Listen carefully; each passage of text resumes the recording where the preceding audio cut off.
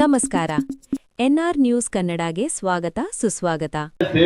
ಬೆಳಗ್ಗೆ ಕ್ರಾಸ್ನಿಂದ ಹಿಡ್ಕೊಂಡು ಇಲ್ಲಿವರೆಗೂ ಉತ್ಸವ ಮಾಡಿಕೊಂಡು ಬಂದಿರುವಂತದ್ದು ಇದು ನಮ್ಮ ಇತಿಹಾಸದೊಳಗೆ ಬರೆದಿಡುವಂತಹ ಒಂದು ಕಾರ್ಯಕ್ರಮ ಇದು.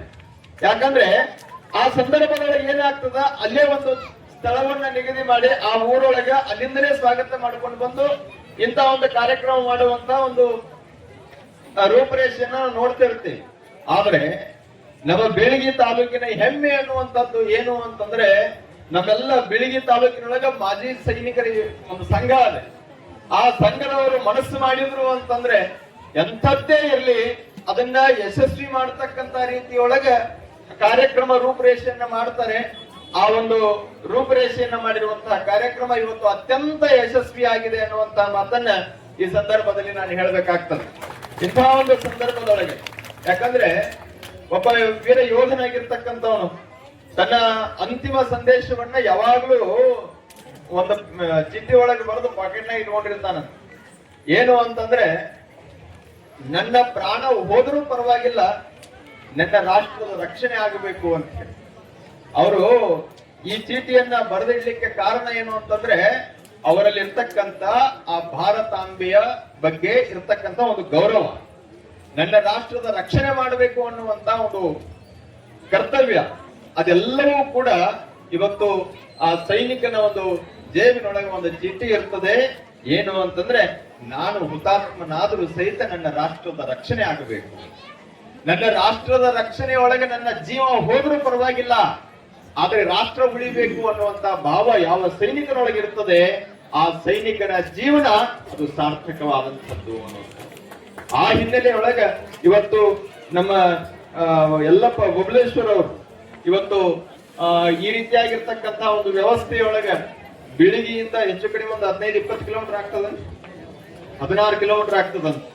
16 ಕಿಲೋಮೀಟರ್ ಇಂದ ಅವರನ್ನ ಸ್ವಾಗತ ಮಾಡಿಕೊಂಡು ಬಂದು ಇಲ್ಲಿ ತನಕ ಕರ್ಕೊಂಡು ಬಂದು ಅವರಿಗೆ ನೀವೇನೆಲ್ಲ ಒಂದ್ ರೀತಿಯ ಸ್ವಾಗತ ಕಾರ್ಯಕ್ರಮವನ್ನು ಆಯೋಜನೆ ಮಾಡಿರಲ್ಲ, ನಿಜವಾಗಿಯೂ ಕೂಡ ಈ ಕಾರ್ಯವನ್ನ ಆ ಮಲ್ಲಿಕಾರ್ಜುನ ಖಂಡಿತವಾಗಿಯೂ ಕೂಡ ಒಪ್ತಾನ, ನಿಮ್ಗೆಲ್ಲರಿಗೂ ಹರಸ್ತಾನ ಅನ್ನುವಂತ ಮಾತನ್ನ ಈ ಸಂದರ್ಭದಲ್ಲಿ ನಾನು ಹೇಳ್ಬೇಕಾಗ್ತದೆ.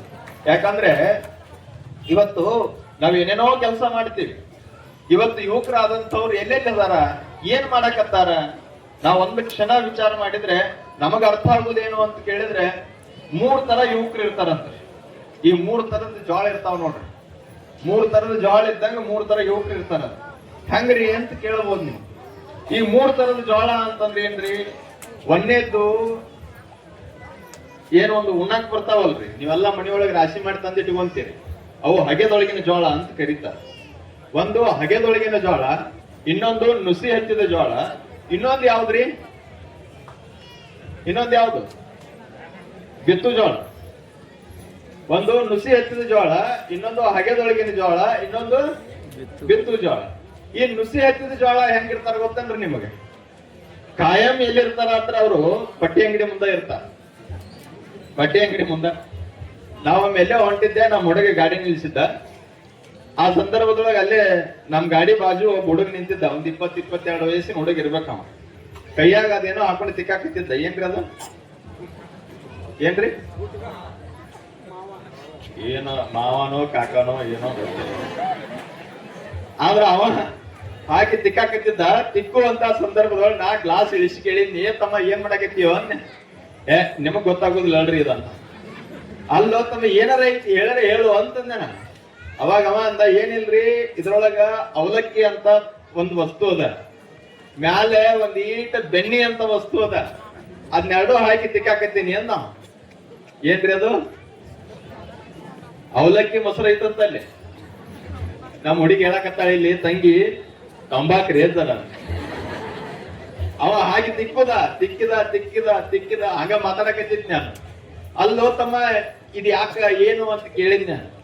ಅಲ್ಲ ಇದನ್ನ ಯಾಕೆ ಹಿಂಗ ತಿಕ್ಕಾಕತ್ತಿ, ಏನ್ ಮಾಡ್ತಿ ಇದನ್ನ ಅಂತ ತಿಳ್ಕೊಂಡು ಕೇಳಿದಾಗ ಅವ ಅಂದ, ಅದ್ದಾರ ಇದರ ಮಹತ್ವ ಏನಾರ ನಿಮಗ ಗೊತ್ತಾಗಿತ್ತು ಅಂದ್ರೆ ನೀವೇನ್ ಹಿಂಗ ಕಾಯು ಬಟ್ಟೆ ಹಾಕೊಂಡು ಕಾರ್ನ್ಯಾಗ ಕುಂಡಿರ್ತಿರ್ಲಿಲ್ಲ, ನನಗತ್ತೆ ಹಿಂಗ ತಿಕ್ಕೋತ ಅಡ್ಡಾಡ್ತಿದ್ರಿ ನೀವು ಅಂದ.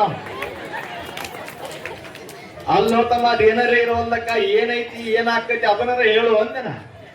ಅವ ಹಾಂಗ ತಿಕ್ಕುದ್ರೊಳಗನ ತಿಕ್ಕಿದ್ಮ್ಯಾಗ ಏನ್ ಮಾಡ್ತಾರ್ರಿ, ಬಾಯಾಗ ಹಾಕೋಕ್ಕಿಂತ ಮೊದಲ ಹಾ ನೋಡ್ರಿ ಅಲ್ಲಿ ನಮ್ಮ ಅಣ್ಣ ತೋರ್ಸಕತ್ತ ತಿಕ್ಕಿದ ಮ್ಯಾಗ ಒಂದ್ 3 ಸಲ ಬಡದವ ಹಿಂಗ.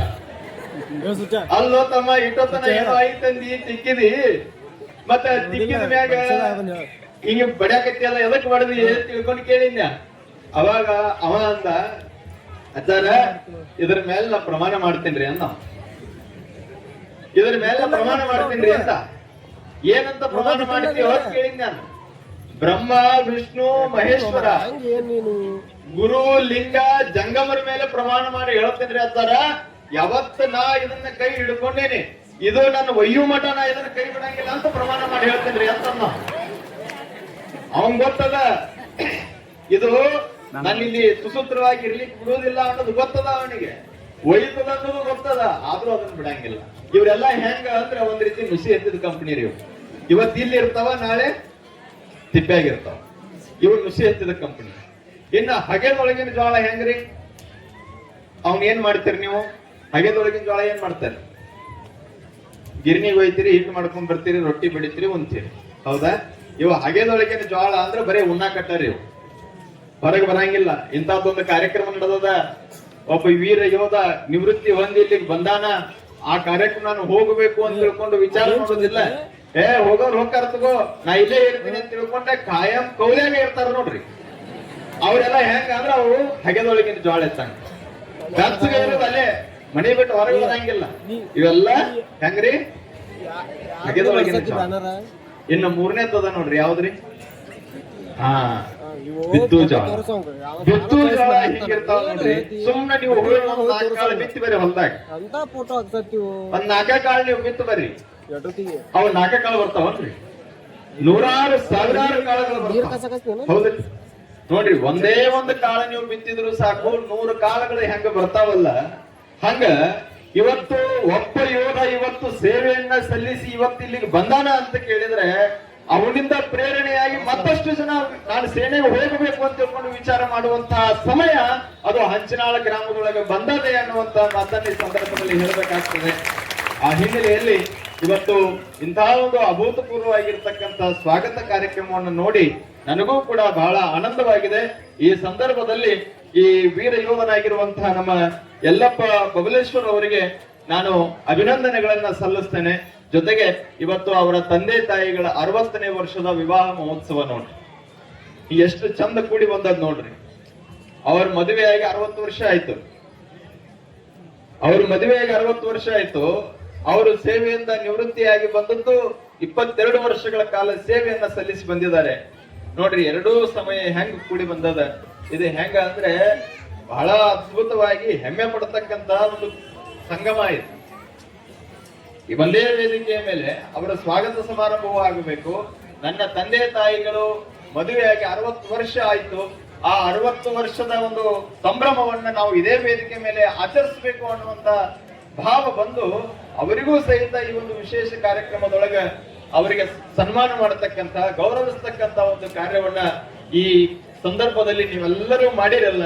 ನಿಜವಾಗಿಯೂ ಕೂಡ ಈ ನಿಮ್ಮ ಸೇವೆ ಅದು ಸಾರ್ಥಕತೆ ಅನ್ನುವಂತಹ ಮಾತನ್ನ ಈ ಸಂದರ್ಭದಲ್ಲಿ ಹೇಳ್ತಾ, ಸಮಯ ಬಹಳಷ್ಟು ಆಗಿರೋದ್ರಿಂದ ನಾನು ಹೆಚ್ಚಿನ ಸಮಯವನ್ನ ತೆಗೆದುಕೊಳ್ಳೋದಿಲ್ಲ.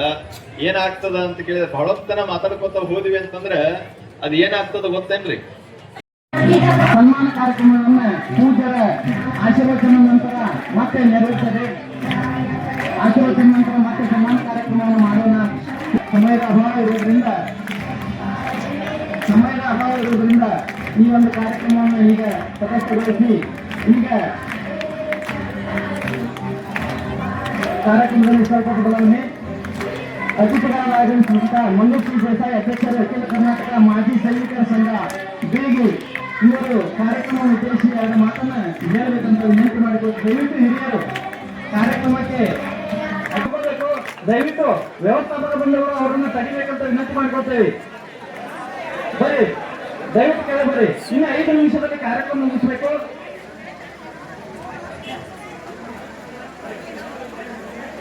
ಕಾರ್ಯಕ್ರಮದ ಮುಖ್ಯ ಅತಿಥಿ ಸ್ಥಾನ ಅಲಂಕರಿಸಿದಂತ ಮಲ್ಲೂರು ಸಿ ದೇಸಾಯಿ ಅಧ್ಯಕ್ಷರು, ಅಖಿಲ ಕರ್ನಾಟಕ ಮಾಜಿ